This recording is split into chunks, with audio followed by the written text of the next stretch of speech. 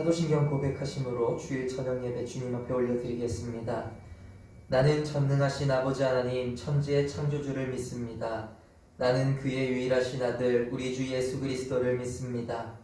그는 성령으로 잉태되어 동정녀 마리아에게서 나시고 본디오 빌라도에게 고난을 받아 십자가에 못 박혀 죽으시고 장사된 지 사흘 만에 죽은 자 가운데서 다시 살아나셨으며 하늘에 오르시어 전능하신 아버지 하나님 우편에 앉아 계시다가 거기로부터 살아있는 자와 죽은 자를 심판하러 오십니다. 나는 성령을 믿으며 거룩한 공교회와 성도의 교제와 죄를 용서받는 것과 몸의 부활과 영생을 믿습니다. 아멘. 네, 우리 이 시간에 찬송가는 102장입니다. 102장 다 같이 찬송하시겠습니다.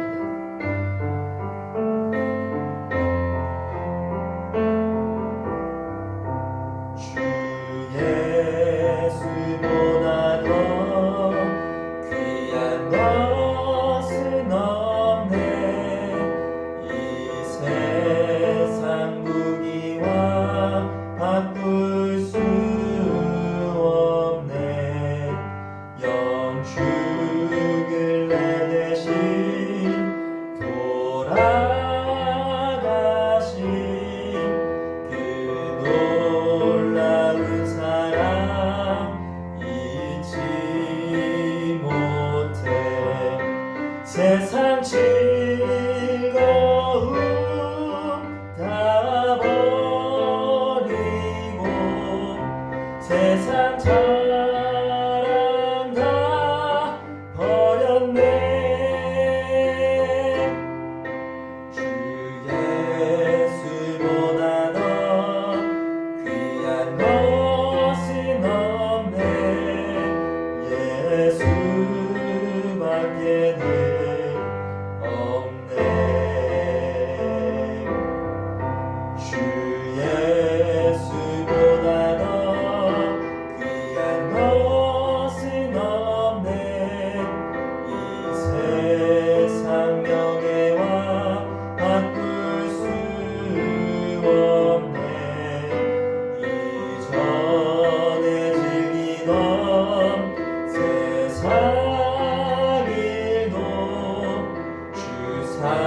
사랑하는 마음 빼지 못해. 세상 즐거움 다 버리고 세상 자랑 다 버렸네. 주 예수보다 더 귀한 것은 없네. 예수밖에는 없네. 주 예수보다 더 귀한 것은 없네. 이 세상 행복과 바꿀 수 없네. 유혹과 핍박이 몰려와도 주 섬기는 내 맘 변치 못해. 세상 즐거움 다 버리고 세상 자랑 다 버렸네.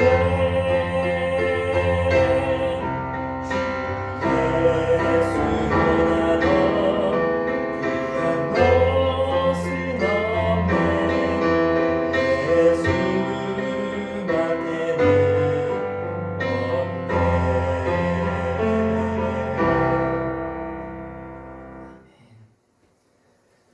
오늘 하나님께서 우리에게 주신 말씀은 창세기 1장입니다.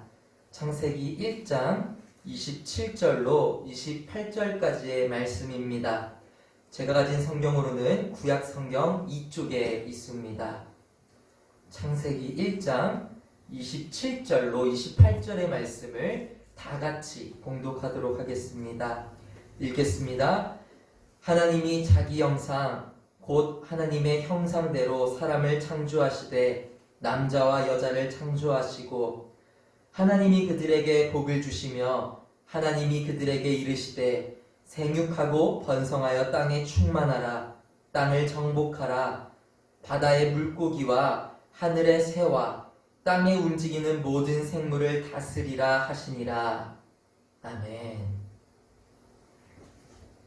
반갑습니다. 오늘은 3월 22일 사순절 네 번째 주일입니다. 어느새 이 사순절을 지킨 지도 벌써 한 달이 다 되어 갑니다. 벌써 한 달이 다 되어 가는데 어떻게 예배를 잘 지키고 계신지 또 사순전다운 삶을 살고 계신지 궁금합니다. 그런데 생각보다 저는 이 사순절을 지내는 게 쉽지 않더라고요. 기본적으로는 사순절답게 살아가는 것을 고사하고 예배를 드리는 것조차도 쉽지 않더라 하는 겁니다. 저는 이제 집이 조금 좁고 이게 TV가 없다 보니까 컴퓨터나 핸드폰을 통해서 예배를 드리거든요. 근데 이제 이 모니터 앞에 있으면 의자 앞에 이렇게 앉아서 예배를 드리는데 이게 예배를 드린다는 마음을 가지고 집중을 하려고 해도 집중이 잘 안 된다 하는 것이죠. 이 찬양을 하더라도 이게 반음이 잘 안 되니까 큰 소리로 찬양도 못 하겠고 약간 흥얼흥얼거리듯이 찬양을 하게 되고 그러면 이제 또 찬양이 집중이 안 되니까 다음으로 넘어갈 때도 이 연속성이 없다라는 겁니다. 집중이 잘 안 된다라는 것이죠. 이 기도도 마찬가지입니다. 기도를 할 때도 이제 저희 교회 같은 경우는 주여 이게 3창씩 하는데 이게 따로 집에서 예배를 드리다 보니까 주여 한번 부르기도 부끄러워서 말이 잘 안 나오더라고요. 주님 이름 한번 제대로 불러보지 못하고 뭔가 기도를 하긴 하는데 애매하고 뭔가 부족하다라는 겁니다. 그리고 또 예배 시간을 분명히 기억하고 있는데도 이것만 하고 예배 바로 드려야지 했는데 어느 순간 정신을 차려보면 예배 시간이 조금 지나 있는 겁니다. 그래서 이제 또 허둥지둥 예배 켜고 그리고 예배 드리고 이런 식으로 하다 보니까 뭔가 예배를 드리면서도 와 내가 온전히 예배 드렸구나 하는 느낌이 잘 안 든다라는 것이죠. 예배를 드리고 나서도 뭔가 살짝 아쉬운 기분이 든다라는 겁니다. 그래서 이 사순절 사실은 우리의 삶이 예수님의 고난을 기억해야 되는데 우리의 예배도 참 고난이 있는 건 아닌가, 참 고난이 있구나 그렇게 생각이 절로 듭니다. 하지만 이런 기간 속에서도 끝까지 예배를 놓지 않으시고 포기하지 않으셔서 신앙의 날카로움이 무뎌지지 않도록 함께 노력하는 성도님들이 되시기를 소망합니다. 오늘은 사순절을 기억합시다. 세 번째 시간입니다. 지난 시간을 살펴보면은 이 첫 번째 시간에는 사순절의 의미, 사순절의 정의에 대해서 생각을 해보았습니다. 그리고 두 번째 시간은 그 사순절의 정의를 가지고 우리가 어떻게 살아가야 할 것인가 여기에 대해서도 알아보았습니다. 이 두 가지 시간을 한두 문장으로 정리를 해보자면 사순절이란 것은 40일 동안 예수님의 고난을 기억하는 기간인데 그 고난을 기억한다라는 것은 우리가 절제하고 금욕하는 삶이며 동시에 예수님이 이루고자 하셨던 나라, 예수님이 바라보셨던 것을 함께 바라보면서 나아가는 것, 하나님을 더욱 사랑하고 이웃을 더욱더 사랑하면서 나아가는 것이 사순절을 사순절답게 보내는 것이다. 이런 이야기를 제가 나눴습니다. 그래서 특별히 이번 기간에는 코로나 확진자들과 또 가족들과 함께하는 시간이 많아지니까 가족들에게 조금 더 시선을 돌려서 서로 사랑하는 우리 부가연교회가 되었으면 좋겠다. 이렇게 이야기 나눴습니다. 그런데 제가 이렇게 설교를 하고 이제 저도 설교를 하니까 설교한 대로 한 주를 살아보려고 할 거 아니겠습니까? 그런데 문득 제 머릿속에 한 가지 생각이 스치더라고요. 그 생각이 무엇이냐면 사순절을 사순절답게 보내야 되는데 보낼 힘이 없다라는 겁니다. 뭔가 이게 무기력한 느낌이 든다라는 것이죠. 여러분들은 어떤지 궁금합니다.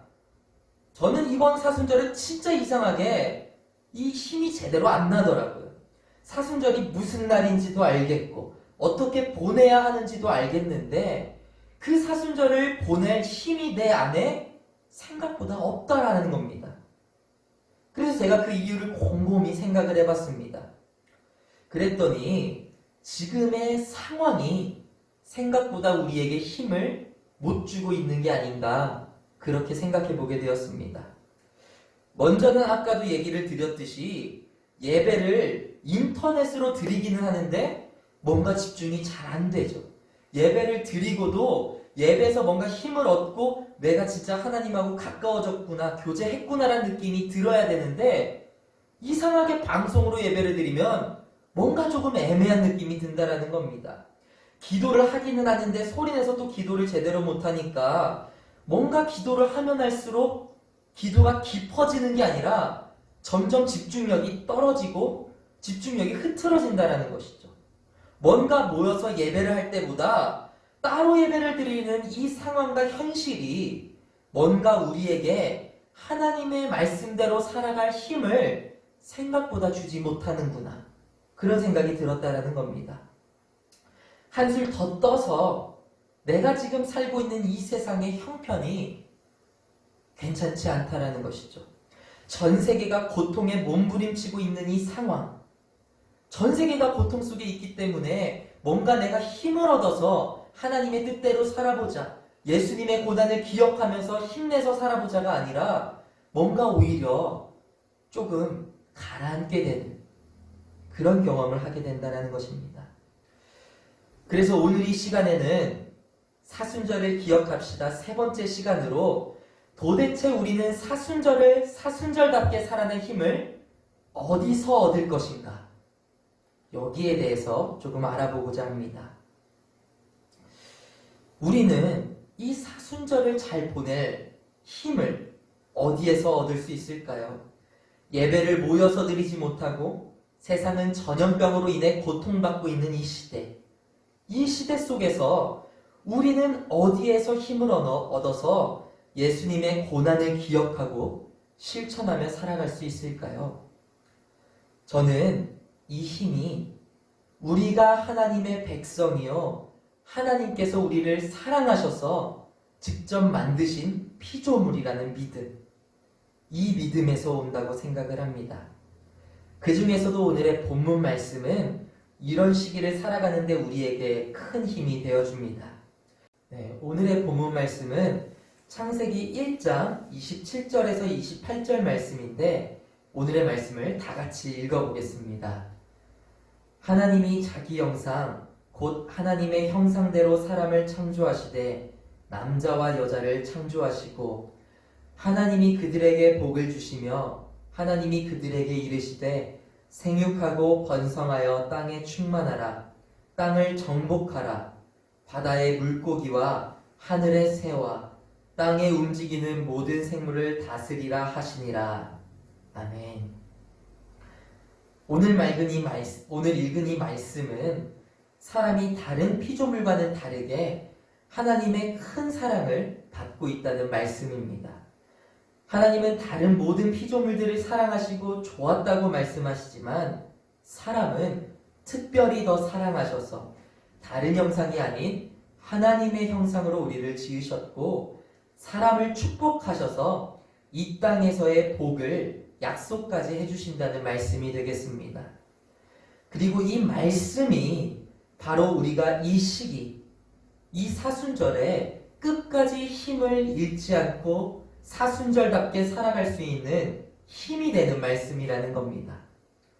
이 시간에는 왜 이 말씀이 특별히 우리에게 힘이 되는지, 특별히 이 시간에는 이 창세기가 쓰여진 시대의 배경을 살펴보고 이 말씀의 배경을 통해 말씀의 의미에 대해서 깨달아서 이 사순절을 사순절답게 보낼 힘을 얻으시는 성도님들이 되시기를 간절히 소망합니다.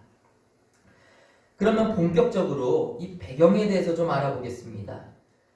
이 창세기라는 책은 이 토라라는 책 중에 첫 번째 책이고요.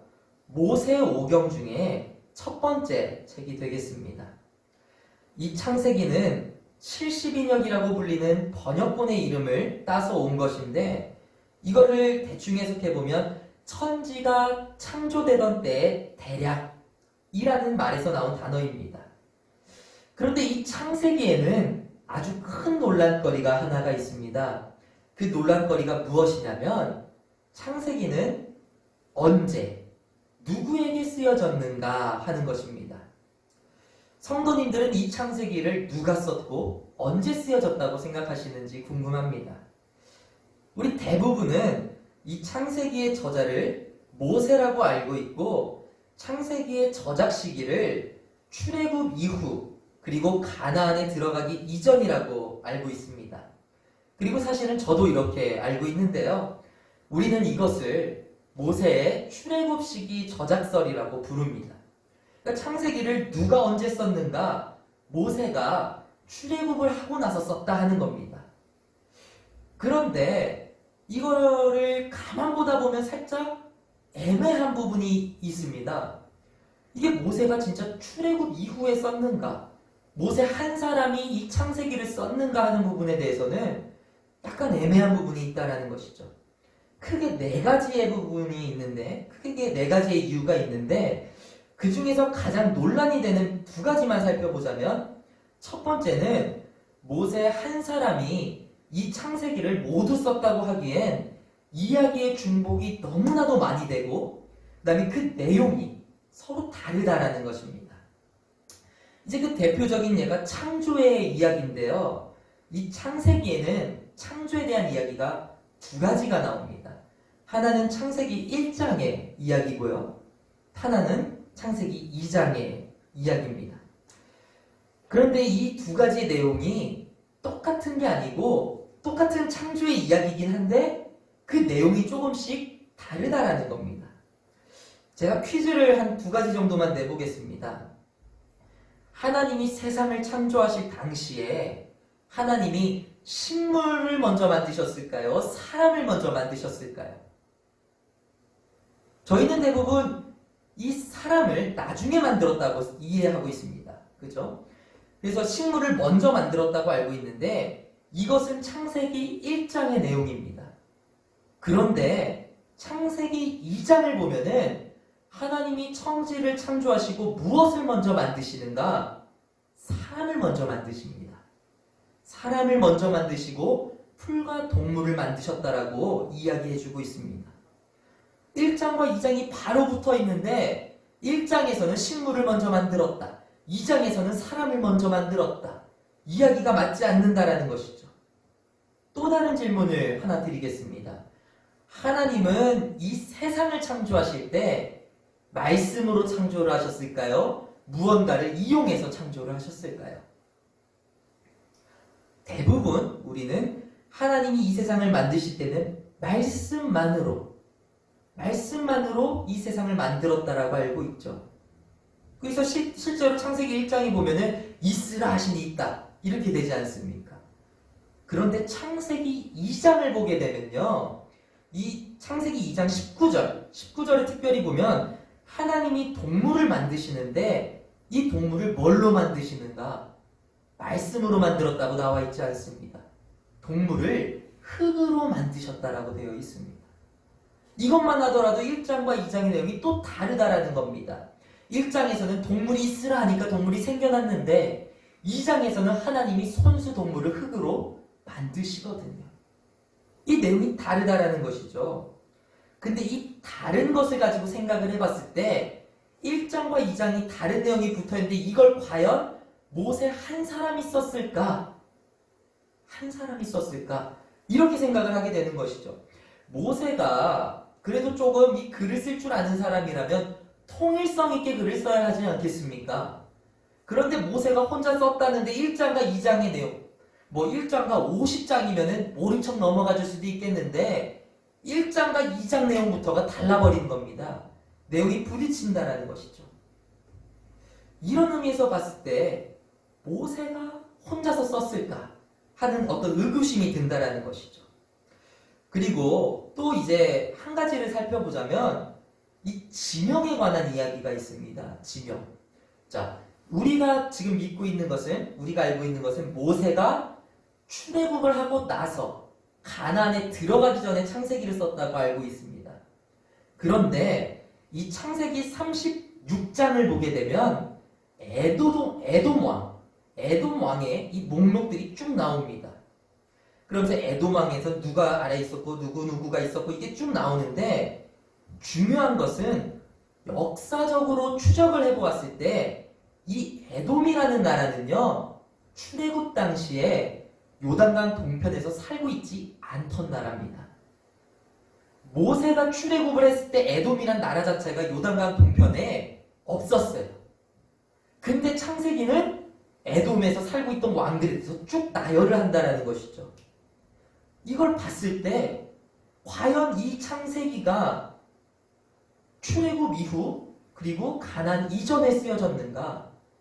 에돔 왕의 이 목록들을 봤을 때 이거는 출애굽 훨씬 이후의 이야기거든요. 그러면 창세기가 출애굽과 이 가나안에 들어가기 전이 아닌 그 후에 쓰여진 것은 아닐까? 이렇게 생각을 했다라는 것이죠. 오히려 누군가 이 창세기를 시간이 지나서 수집하고 편집한 것이 아닌가 하게 되는 겁니다. 그래서 많은 학자들 사이에서 한 가지의 또 가설이 나오게 되는데요. 그 가설을 바벨론 포로기 저작설이라고 하겠습니다. 이 창세기가 언제 쓰여졌냐? 모세가 출애굽을 해서 쓴 것이 아니라 시간이 많이 지나서 이 창세기의 자료들을 모아서 이 바벨론 포로기 때 창세기를 만들었다라는 겁니다. 모세가 창세기를 다 적은 게 아니라 지금 우리가 읽고 있는 이 최종적인 형태의 창세기는 바벨론 포로기 때 이 수집과 수정을 거쳐서 완성된 것이다 하는 것이죠. 이 정리하자면 창세기는 언제 쓰여졌는가라는 질문을 했을 때 우리가 대답할 수 있는 것은 두 가지라는 겁니다. 첫 번째는 모세가 출애굽에서 가나안에 들어가기 전에 썼다. 이게 첫 번째 대답이 될 수 있겠고요. 또 두 번째 대답은 바벨론 포로기 때 창세기를 수집해서 만들었다는 것이 두 번째 대답이 될 수 있겠습니다. 그런데 제가 이렇게 이 창세기의 이 저작 연대, 창세기의 저자, 여기에 대해서 말씀을 드리는 이유는 창세기가 언제 쓰여졌는지를 연구해보자고 이 말씀을 드리는 것은 아닙니다. 제가 이 이야기를 말씀드리는 것은 도대체 이 창세기라는 책이 어떤 의도로 쓰여졌을까를 알아보기 위해서 이것을 살펴봤다라는 겁니다. 제가 오늘 하고 싶은 이야기는 오늘 읽은 말씀, 하나님이 하나님의 형상으로 남자와 여자를 창조하시고 또 그 하나님께서 사람들에게 복을 주시는데 그 하나님이 세상을 창조하시고 사람을 특별히 더 사랑하셨다는 말씀이 어떤 상황에서 어떤 의도로 만들어졌는가, 이것을 알아보기 위해 이 두 가지를 알아봤다라는 겁니다. 자, 그러면 이 창세기를 쓴 의도가 무엇일까요? 모세가 썼던, 바벨론 포로기에 썼던, 과연 이 시기에 하나님이 사람을 더욱더 특별하게 생각하셔서 축복을 주셨다는 이 글의 내용이 과연 어떤 의도로 쓰여졌을까요? 결론은 단 한 가지입니다. 우리가 이 결론을 다 같이 읽어보겠습니다. 읽겠습니다. 아무리 힘들어도 힘내라. 결국 너희는 하나님의 자녀들이다. 바로 이것입니다. 우리가 지금까지 이 출애굽기 저작설과 바벨론 포로기 저작설을 살펴보았는데 창세기가 언제 쓰여졌던 간에 창세기가 쓰여진 의도는 아무리 힘들어도 힘을 내서 넘어질 것 같아도 딛고 일어서서 꿋꿋하게 살아가라는 의도라는 겁니다. 창세기가 출애굽 시대 때 쓰여졌다고 해보겠습니다. 그러면 모세는 왜 창세기를 작성했을까요? 힘들어도 힘을 내라는 겁니다. 하나님을 믿는 믿음을 포기하지 말라는 의미로 이 창세기를 썼다라는 것이죠. 이스라엘 백성이 애굽에 종살이를 하고 있었습니다. 그러다가 출애굽을 하게 된 것이죠. 출애굽을 할 때는 하나님의 도움을 받고 하나님의 살아계심을 느꼈습니다. 그래서 하나님을 너무나도 감사해하고 사랑하면서 출애굽을 성공하게 되는 것이죠. 그런데 결국 그들이 마주하게 된 것은 행복한 신앙생활, 평탄한 신앙생활보다는 배고픔과 목마름, 광야에서 죽게 될 두려움과의 싸움이었습니다. 하나님의 도우심으로 출애굽을 하게 된 것은 알았지만 출애굽을 하고 나서 막상 생존이라는 두려움에 마주하고 나니 이스라엘 백성들은 하나님이 살아계시는지 어디 계시는지 두려워하고 살아갈 힘을 얻지 못했던 것은 아닐까. 그래서 모세는 출애굽을 하고 나서 이 두려운 세상을 살아갈 때, 내일을 알 수 없는 광야에 있을 때, 그럼에도 불구하고 하나님이 세상을 만드셨으며 우리는 하나님의 자녀이며 축복받게 될 자들이라고, 조금만 더 힘을 내고 하나님을 포기하지 말고 담대하게 살아가라고 이 창세기를 적은 게 아닐까 생각해 봅니다.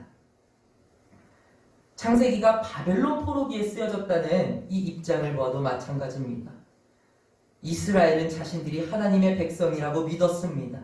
하나님의 백성이라고 그렇게 믿고 자신들의 영광이 영원할 거라고 믿었던 그 이스라엘이 주전 586년 바벨론에 의해 완전히 멸망하게 됩니다. 경제적 파탄이나 배고픔을 넘어서서 나라를 완전히 잃어버리게 되는 것이지요. 포로로 끌려가게 되는 겁니다. 이스라엘은 나라가 사라질 때 수많은 사람들이 포로로 잡혀가게 된 것이죠.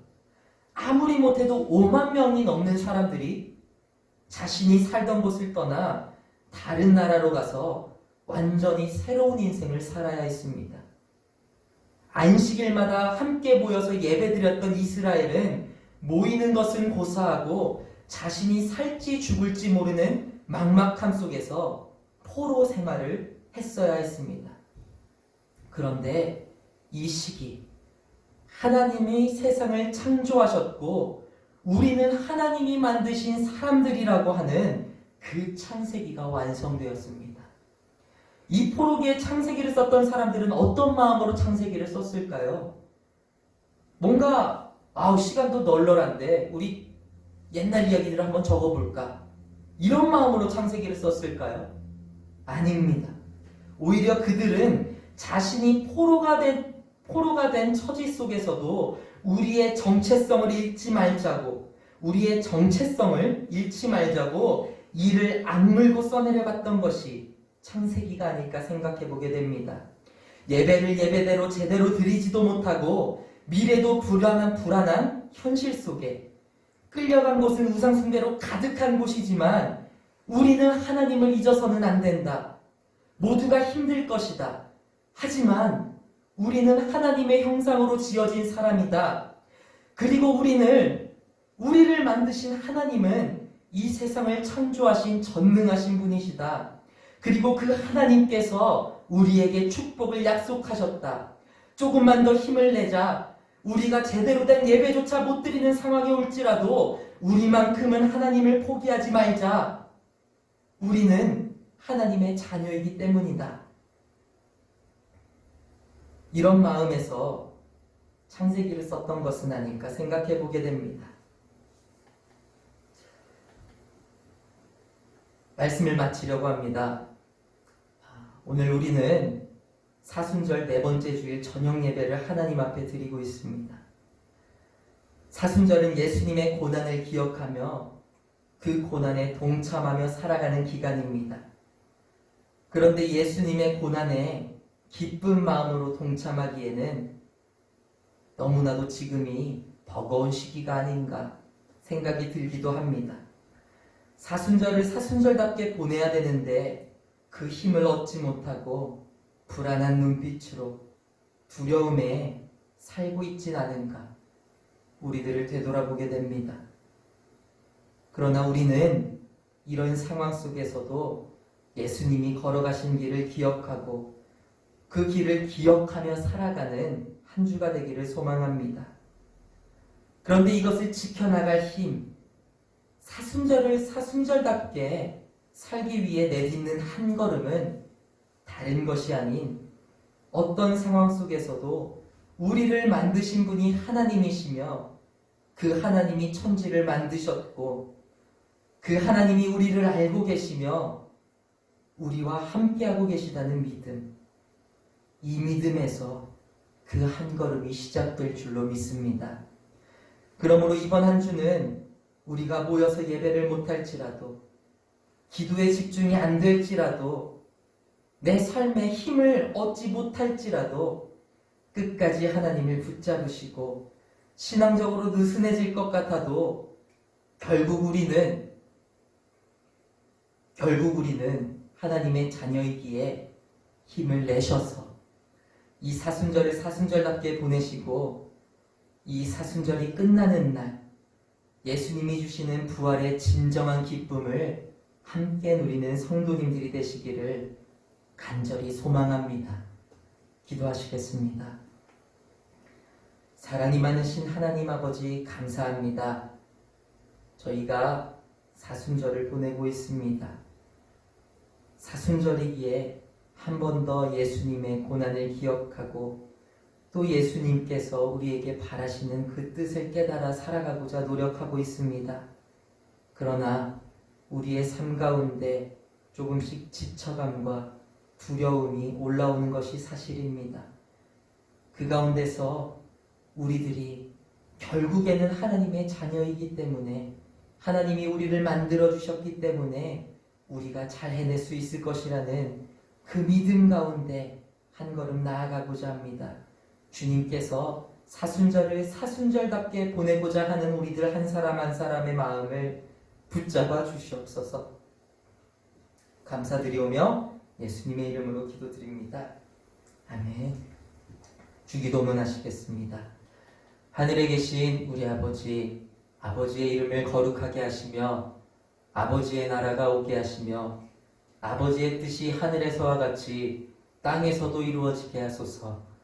오늘 우리에게 일용할 양식을 주시고 우리가 우리에게 잘못한 사람을 용서하여 준 것 같이 우리 죄를 용서하여 주시고 우리를 시험에 빠지지 않게 하시고 악에서 구하소서. 나라와 권능과 영광이 영원히 아버지의 것입니다.